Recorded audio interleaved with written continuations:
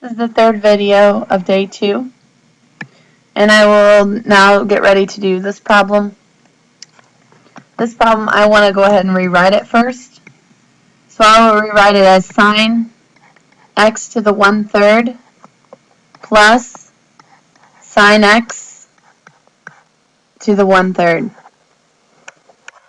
So we can start to see the differences and where the cube root is placed. The derivative of sine is cosine. We'll write what follows. But since it's not just an x, we'll have to remember to take the derivative of that part. So the derivative of this x to the 1/3 is 1/3 x to the negative 2/3 plus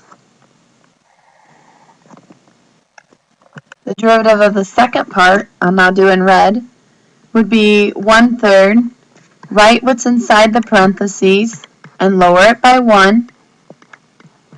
This time what's inside the parentheses is a sine x, so I'll take the derivative of sine x, which is a cosine x. I don't have to remember to do the derivative of this because it is a plain old x.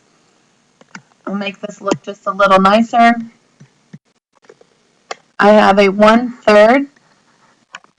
I have a cosine of the cube root of x on top. So I can actually get rid of this 1 now.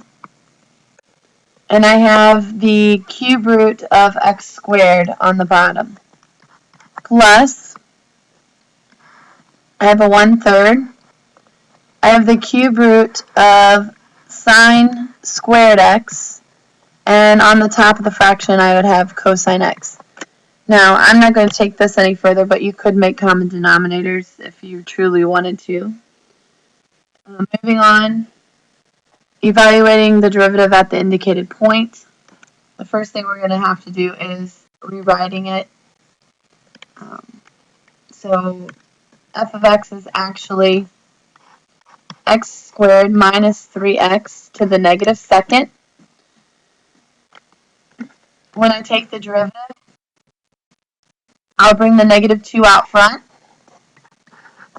rewrite what's on the inside of the parentheses, and lower it by 1. This isn't simply just an x, so I have to remember to take the derivative of what's inside, so I'm going to be multiplying by the derivative of that set of parentheses, which would give me a 2x minus 3. And then I will clean this up a bit before I actually plug in the number. A lot of times I'll just plug in the number, but we'll go ahead and clean this up first. So I have a negative 2 times the 2x minus 3 is on the top of the fraction, and the x squared minus 3x cubed is on the bottom. All that's left to do is to evaluate it at this indicated point. So that means I need to plug in 4. When I plug in 4, I end up getting 2 times 4 minus 3 all over 4 squared minus 3 times 4 cubed. Alright, that will simplify into being negative 2, and then I have 8 minus 3 is 5 over, that would give me 16 minus 12, which is 4. So I have 4 cubed. So I really have negative 10 over 64, and then I can reduce that a little bit and say it's negative 5 over 32.